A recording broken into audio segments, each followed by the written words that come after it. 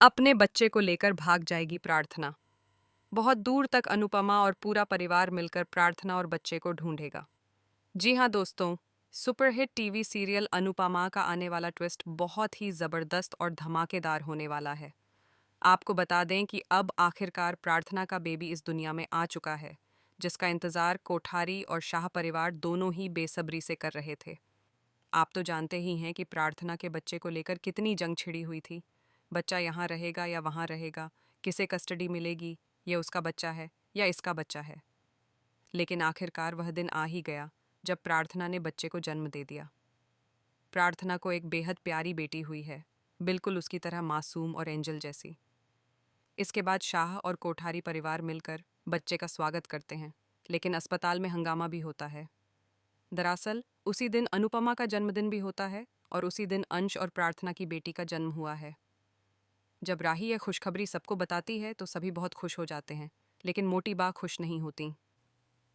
वह इशारों इशारों में अनुपमा को ताना मारती हैं और कहती हैं कि भले ही आज अंश और प्रार्थना की बेटी हुई हो, लेकिन वे नहीं चाहती कि उसकी किस्मत अनुपमा से जुड़े या उसकी किस्मत अनुपमा जैसी हो। यह सुनकर अनुपमा को बहुत बुरा लगता है, और भला किसे बुरा नहीं लगेगा।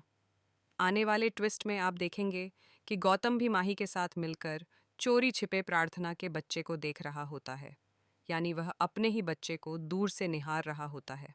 अनुपमा यह बात महसूस कर लेती है और अंश से कहती है कि बच्चे को गौतम को दे दे। जैसे ही गौतम बच्ची को गोद में लेता है, उसकी आंखों में आंसू आ जाते हैं, क्योंकि आखिर वह पिता है। लेकिन उसी समय बच्ची रोने लगती है। जैसे ही वह अंश की गोद में जाती है, वह मुस्कुराने लगती है। तभी मोटी बारें कहती हैं कि हमारी बेटी बहुत सयानी है, उसे पता है अपना कौन है और पराया कौन। यानी उन्होंने साफ तौर पर गौतम को पराया मान लिया है। इसके बाद अनुपमा का जन्मदिन और बेबी के वेलकम का जश्न मनाया जाता है। इसी दौरान गौतम फिर से चोरी छिपे अपनी बेटी को देखता है। यह देखकर प्रार्थना डर जाती है कि कहीं उसका बच्चा उससे छीन न लिया जाए। उसे डर सताने लगता है कि कहीं नफरत में आकर गौतम बच्ची को उससे दूर न कर दे। आने वाले एपिसोड में एक बहुत ही भावुक और डरावना ट्रैक देखने को मिलेगा, जहां प्रार्थना अपने बच्चे को लेकर अंधेरे में जाती है और अचानक गिर जाती है। अनुपमा की चीख निकल जाती है। हालांकि यह एक बुरा सपना होता है, लेकिन जल्द ही यह हकीकत में बदलने वाला है। डर और तनाव के कारण प्रार्थना की मानसिक स्थिति कमज़ोर होती चली जाती है।